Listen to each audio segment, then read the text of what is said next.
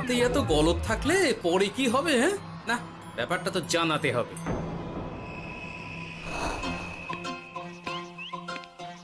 এই তো মহারাজের প্রিয় গোপালও চলে এসেছে। তাহলে এবার সভা শুরু করা যাক মহারাজ। সে আপনি যাই বলুন না কেন মন্ত্রী মশাই, আজ আমার আপনার সাথে ঝগড়া করার কোনো ইচ্ছেই নেই। কেন গোপাল, কি হয়েছে তোমার? কি আর বলি মহারাজ, কৃষ্ণনগরের ভবিষ্যৎ দেখে আমি তো ভাষাই হারিয়ে ফেলেছি। বলো কি, কৃষ্ণনগরের ভবিষ্যৎ? তা শুনি শুনি, খুব ভালো কিছু নিশ্চয়ই। এতে আর শোনার কি আছে মহারাজ, অবশ্যই ভালো হবে। সে কথা তো আমি একবারও বলিনি মন্ত্রী মশাই। আহা গোপাল, ভনিতা না করে বলি ফেলো না দেখি, কি এমন দেখেছো কৃষ্ণনগরের ভবিষ্যৎ? তাহলে শুনুন, কৃষ্ণনগরের ভবিষ্যৎ ঘোর অন্ধকারে, মোটেই ভালো নয়। হ্যাঁ, বলো কি? কৃষ্ণনগরের ভবিষ্যৎ বলতে আমি ছোট ছোট ছেলে মেয়েদের কথাই বলছি। ওরাই তো আমাদের কৃষ্ণনগরের ভবিষ্যৎ। ঠিক কথা, কিন্তু তার সাথে অন্ধকারের কি সম্পর্ক? সম্পর্ক আছে মহারাজ।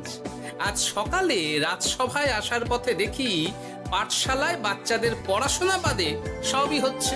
তা এরকম চলতে থাকলে কি করে রাজ্যের ভালো হবে বলুন দেখি? না হওয়ারই বা কি আছে শুনি? পড়াশোনার সাথে রাজ্যের ভালো খারাপের কি আছে? সত্যি, মন্ত্রী হয়েও যে আপনি এসব কথা বলেন ভাবলেও অবাক লাগে। গোপাল, মুখ সামলে কথা বলো। আপনিও তাহলে আগে বুঝুন, তারপর কথা বলুন। উফ, আবার শুরু হয়ে গেলে তোমরা। ক্ষমা করবেন মহারাজ, কিন্তু আমি তো কিছু শুরু করিনি। মন্ত্রী মশাই তো না বুঝে কথা বলছেন। আপনি বলুন মহারাজ, বাচ্চারাই তো সমাজের ভবিষ্যৎ। হ্যাঁ, ওরা এখন যা শিখবে সেটাই তো পরে কাজে লাগাবে। ঠিক ঠিক, শিক্ষার গুরুত্ব অনেক, তাকে এত অবহেলা করলে তো চলবে না। সেটাই তো মহারাজ, একে তো সকলে পাঠশালায় আসে না, তার উপর যে কয়জন আসে তাদের মধ্যেও কেউ খেলে বেড়ায়, কেউ ঘুরে বেড়ায়, এসব হয়। বুঝলাম, কিন্তু রাজপণ্ডিত কিছু বলে না। কি করে বলবেন মহারাজ, উনি তো নিজেই ঘুমে ঢুলতে থাকেন। কি? আমি কালই রাজপণ্ডিতের সাথে এই ব্যাপারে কথা বলবো। কিন্তু শুধু রাজপণ্ডিতের সাথে কথা বললেই হবে না মহারাজ, তার সাথে এমন কিছু করতে হবে যাতে ছেলেপুলেরা রোজ পাঠশালায় খুশি মনে এসে পড়াশোনা করে। তার জন্য কি করা যায় বলো তো? আর তোমার কাছে কি কোনো উপায় আছে? থাকলে তো আগেই বলে দিত, এত সময় ধরে অভিযোগ করে যেত নাকি? আচ্ছা, আপনার কাছে কি কোনো উপায় আছে মন্ত্রী মশাই? মানে এখন নেই, ভাবতে হবে। তাহলে একটু চুপ করে থাকুন। ছাড়ো না গোপাল, তুমি বলো। আমি বলছিলাম, ওই বাচ্চাদের পাঠশালার প্রতি আগ্রহ আনার জন্য যদি একবেলা ভাত, ডাল, দুধ, ডিম ইত্যাদি খাওয়ানো যায় তাহলে সেটা কার্যকর হবে বলে মনে হয়। অসম্ভব, রাজ্যের কত খরচ বেড়ে যাবে জানো? তুমি থামো তো মন্ত্রী, সব সময় খালি উল্টো কথা বলা। আমি একদম একমত গোপালের সাথে। কৃষ্ণনগরের উন্নতির জন্য আমি সব করতে রাজি।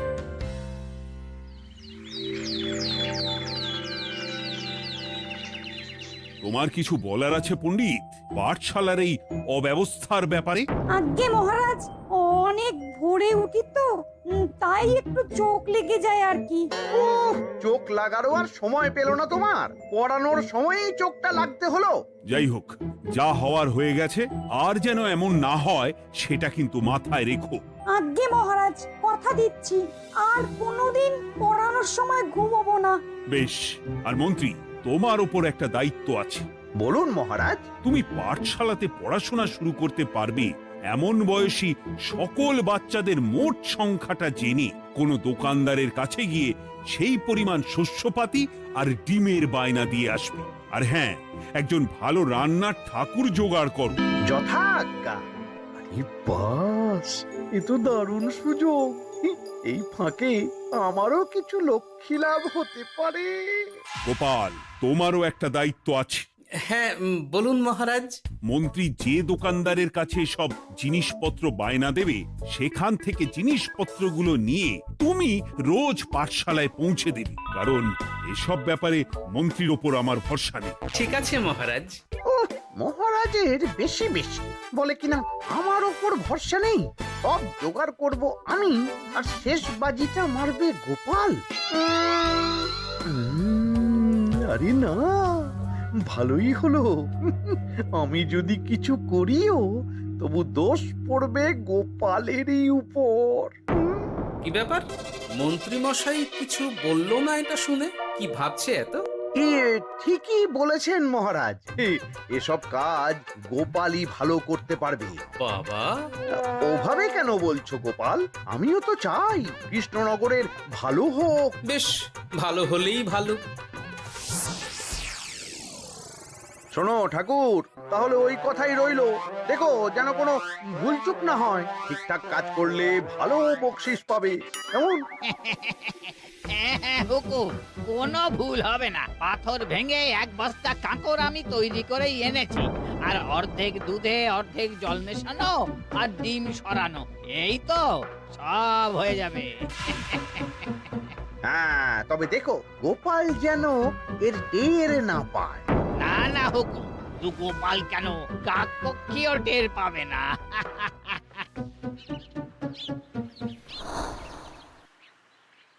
যাক বাবা, এবার শুধু জিনিসের দামটা মহারাজকে বাড়িয়ে বললেই কাজ হাসিল। এদিকে অতিরিক্ত মূল্যটাও আমার হবে, আর বাকি জিনিসগুলো বিক্রি করার পর সেই দামও আমারই হবে।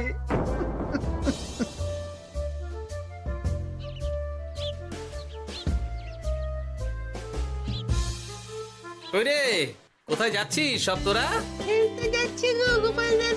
কাল থেকে অবশ্যই সব পাঠশালায় যাস, কিন্তু বন্ধুদেরও বলিস যেতে। ভাত, ডিম, দুধ আরো কত কি ভালো ভালো সব খাবার দেওয়া হবে রে। তাই ডিমও দেবে? হ্যাঁ রে, মহারাজ এই নতুন নিয়ম করেছেন। আমি নিজে গিয়ে জিনিসপত্র দিয়ে আসবো। কে মজা, আমি তো তাহলে রাত যাব পাঠশালা। আমিও যাব। বেশ দারুণ ব্যাপার হলো তো, এবার তো রোজ পাঠশালা যেতেই হবে। আচ্ছা বেশ, এবার চলি তাহলে।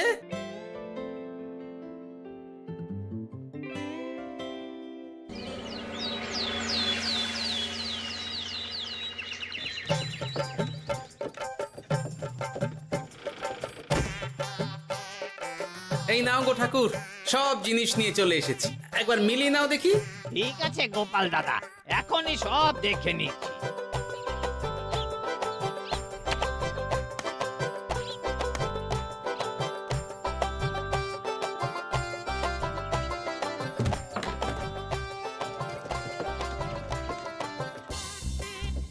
যাক বাবা, গোপাল দাদা গেছে।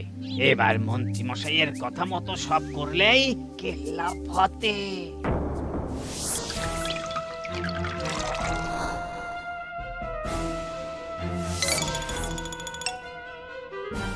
কই গো ঠাকুর? এই তো হুকুম, আপনার কথা মতো সব কাজ হয়ে গেছে। ওই দেখুন, ওখানে জিনিসগুলো রাখা আছে, আপনি নিয়ে যেতে পারেন। বাবা বাবা, খুব ভালো, খুব ভালো।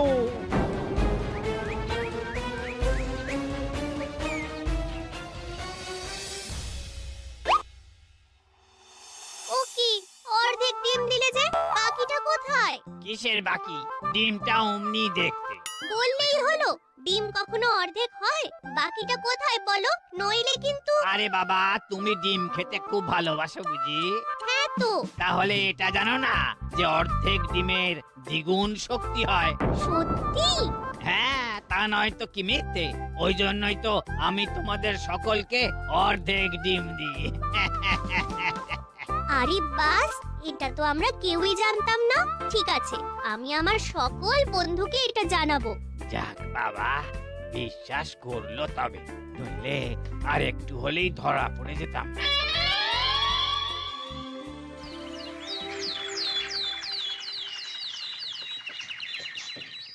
আরে, রান্নার ঠাকুর কারোর সাথে কথা বলছে মনে হচ্ছে।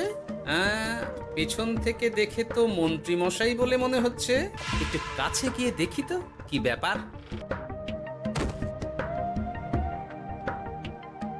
আরে গোপাল দাদা যে, তোমার কথাই ভাবছিলাম, আর দেখো তুমি চলে এলে। হুম, তুমি কি নিশ্চিত যে তুমি আমার কথাই ভাবছিলে? আমি তো তোমাকে কারোর একজনের সাথে কথা বলতে দেখলাম। আবার মন্ত্রী মশাইকে দেখে ফেলেনি তো? কথাটা বেফাঁস হয়ে যাওয়ার আগেই আমাকে কথা ঘোরাতে হবে। কি গো বলো, এত কি ভাবছো? হ্যাঁ, ইয়ে, না না, এতে ভাবার আর কি আছে? কেউ না কারোর সাথে কথা বলিনি। আমি তো একাই ছিলাম। তুমি বোধহয় ভুল দেখেছো। হ্যাঁ, ভুলই হবে। কি ব্যাপার, ঠাকুর এভাবে বলছে কেন? তাহলে কি সত্যি ভুল দেখলাম নাকি অন্য কোনো ব্যাপার আছে? না, পরে দেখতে হচ্ছে। ঠিক আছে, এই আমি যাই গো। হ্যাঁ, অনেক কাজ আছে। হুম, না না না, ঠাকুর যতই বলুক না কেন, কেউ ছিল না সেখানে, তবু মনটা কেমন যেন খটকা লাগছে।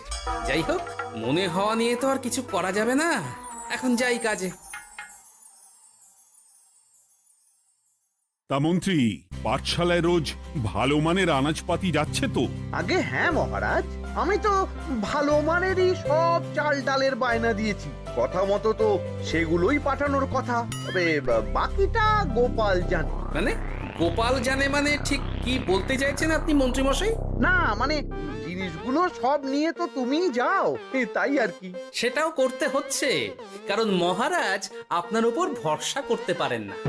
গোপাল, ঠিক আছে, আমি বুঝতে পেরেছি। মন্ত্রী, সপ্তাহে সপ্তাহে জিনিসের দাম মিটিয়ে দিচ্ছ তো? হ্যাঁ হ্যাঁ, আগের সপ্তাহের দাম মিটিয়ে দিয়েছি, কিন্তু পরেরটা বাকি। আর মহারাজ, বলছিলাম কি, পরের মাস থেকে জিনিসের দাম একটু বাড়তে পারে। কি হলো? মন্ত্রী মশাইয়ের এই ব্যাপারটা কেমন যেন লাগলো না, চোখে চোখে রাখতেই হবে।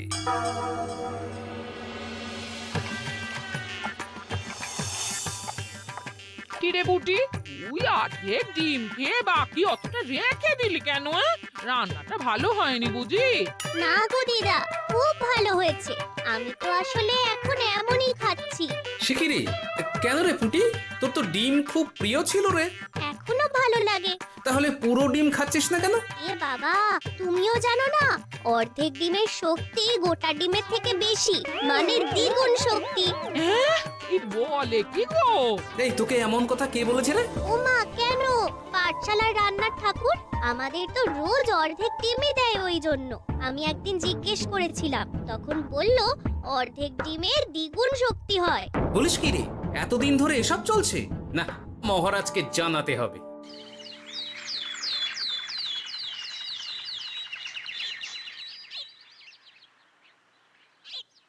আরে, গোপাল এত সকাল সকাল রাজবাড়ির দিকে যাচ্ছে কেন? গিয়ে আড়াল থেকে দেখি তো।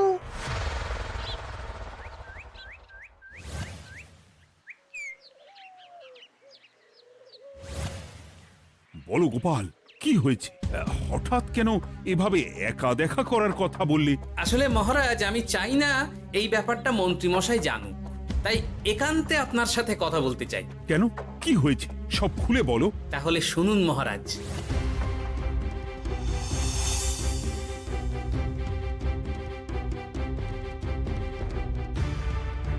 কি সাংঘাতিক ব্যাপার! আমি এখনই ওই রান্নার ঠাকুরকে কারাগারে বন্দি করার আদেশ দিচ্ছি। না মহারাজ, সেটা ভুলেও করতে যাবেন না। আমার এই পুরো ব্যাপারটাতেই সন্দেহ আছে। পুরো পরিকল্পনার পেছনে মনে হচ্ছে অন্য কেউ আছে মহারাজ। তুমি ঠিক কার কথা বলতে চাইছো? প্রমাণ ছাড়া তো আমি কারো নাম বলতে পারবো না মহারাজ। এই রে, গোপাল বোধহয় সবটা বুঝতে পেরেছে। এবার কি করে নিজেকে বাঁচাই? কি করি? পেয়েছি। শোনো ঠাকুর, এখন কিন্তু মহারাজ সবটা জেনে গেছে, তাই দেখো যাই হয়ে যাক না কেন, আমার নামটা যেন না আসে, নইলে কিন্তু তোমাকেই রাজ্য ছাড়া হতে হবে। না না হুকুম, দয়া করে এ কাজ করবেন না। আমি মরে গেলেও আপনার নাম নেব না। মাথায় থাকে যেন। বলো বলো, তুমি কেন এমন করেছো? আগে আগে আমি নিজে থেকে এসব করিনি মহারাজ। আমাকে এসব করার জন্য বাধ্য করা হয়েছে। কে তোমাকে সব করতে বলেছে? আগে গোপাল দাদা। কি মিথ্যে কথা! বেশ হয়েছে, এবার ঠেলা বুঝুক গোপাল। দেখলেন মহারাজ, খুব ভরসা করতেন না আপনি গোপালের ওপর, ভাবা যায় তলে তলে এই মহারাজ, আমি সত্যিই সব কিছু করিনি। আমি যদি এটাতে যুক্ত হতাম তাহলে কি আপনাকে নিজে থেকে এসব জানাতাম? দেখো গোপাল, এখন এসব কথা বলে কোনো লাভ নেই। সবাই জানে তোমার মাথায় কত বুদ্ধি। তুমি ইচ্ছা করে আগে গন্ডগোল করে তারপর সেটা ঢাকতে নিজে থেকে সব বলছো। গোপাল, তুমি সত্যি করেছো কি করনি সেটা কিন্তু তোমাকেই প্রমাণ করতে হবে। এটা যেমন সত্যি যে এসব যে ঘটছে সেটা তুমি আমায় জানিয়েছো প্রথম, তেমনি এটাও সত্যি যে প্রতিদিনের শস্যের বস্তা তুমি নিয়ে যাও পাঠশালায়, তাই তোমাকেও যে সন্দেহের তালিকা থেকে বাদ দেওয়া যাবে না। বেশ, তাহলে আমি প্রমাণ জোগাড় করেই তবে এই রাজসভায় পা দেব।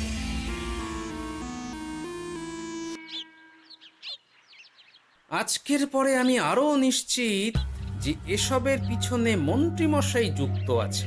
এবার শুধু ওনাকে হাতে নাতে ধরার ব্যবস্থা করতে হবে। ও কি দাদু, তুমি এই সময় বাড়ি ফিরছো? হ্যাঁ রে, তোর দাদুকে আর চোরের অপবাদ দিয়েছে, তাই প্রমাণ জোগাড় না করে আমি রাজসভায় যাব না। কি বললি? তোমাকে কে চোরের অপবাদ দিয়েছে? কে আবার? ওই মন্ত্রী। কিন্তু আমার সন্দেহ হচ্ছে যে আসল চোর ওই মন্ত্রী। বাস, তাহলে আর চিন্তা কি? আমরা আছি তো, মন্ত্রীর ওপর নজর রেখে তোমাকে সব খবর দিয়ে যাব। হ্যাঁ দাদু, আমারও অনেক রাগ হয়েছে। এতদিন মিথ্যে বলে আমাদের অর্ধেক ডিম খাইয়েছে। আমি এটা কিছুতেই মানতে পারছি না। এবার সত্যিটা সবার সামনে আসবেই।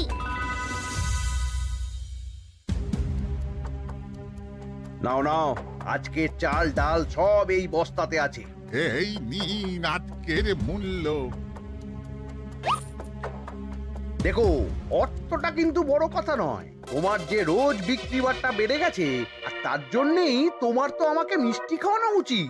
একদম, আমি কালই আপনাকে মিষ্টি খাওয়াবো, একদম পাকা কথা। তাহলে আজ চলি, কাল দেখা হবে। দেখলি মন্ত্রী মশাই কি বদমাইশ। চল এখনই গিয়ে গোপাল দাদুকে সব বলি।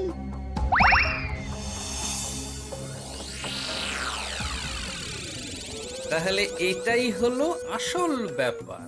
খাওয়াচ্ছি ওকে মিষ্টি। হ্যাঁ গোপাল দাদু, একেবারে আচ্ছা করে দাওয়াই দিও। আচ্ছা শোন, আমার মাথায় একটা বুদ্ধি এসেছে, বুঝলি? কাল তোরা ওই পাশের গ্রামের দোকানদারকে কিছু একটা করে আটকে রাখ, আর আমি সেই সুযোগে মন্ত্রীর সাথে দেখা করব। আচ্ছা, তুমি কোনো চিন্তা করো না। ঠিক আছে, তোরা এখন যা, আমিও একবার মহারাজের সাথে দেখা করে আসি।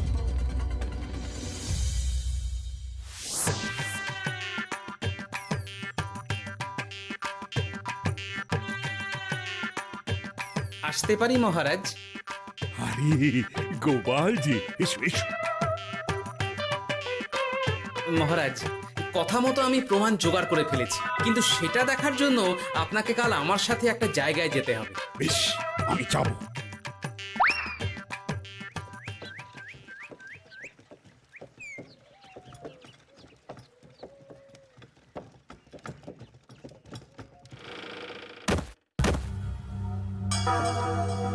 এই কি তুমি কে? আগে আমি মালিকের খুব বিশ্বস্ত কর্মচারী। আজ সকালে মালিক একটা অন্য কাজে ব্যস্ত হয়ে পড়েছে, তাই আমাকে পাঠালো। কিন্তু কথা মতো আপনার জন্য মিষ্টি পাঠিয়েছে। এই তাই নাকি? দাও দাও দাও দাও, শুনেছি তোমাদের গ্রামের মিষ্টিও নাকি খুব ভালো। হ্যাঁ, ওই আর কি। নিন।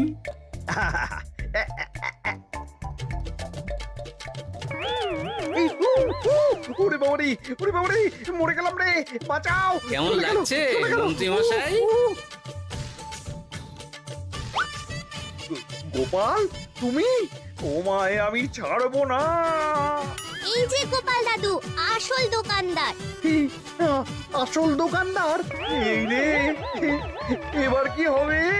এই, তোমার কি আর কিছু বলার আছে মন্ত্রী? তোমার সব কর্মকাণ্ড আমাদের কাছে ফাঁস হয়ে গেছে। তোমার সাহস কি করে হয় কৃষ্ণনগরের ভবিষ্যতের সাথে এমন করার? ক্ষমা করে দিন মহারাজ, আর হবে না, ক্ষমা করে দিন। না না না না, শাস্তি তো তোমাকে পেতেই হবে। সেপাই, আজ থেকে মন্ত্রীকে রোজ সকালে 100 বার বেতের বাড়ি ও অর্ধেক খাবার দেওয়া হবে। অর্ধেক খাবার? কেন জানেন না? অর্ধেক খেলে দ্বিগুণ শক্তি বাড়ে। ওরে বাবা গো, আমার আমার আমার মাথা ঘুরছে।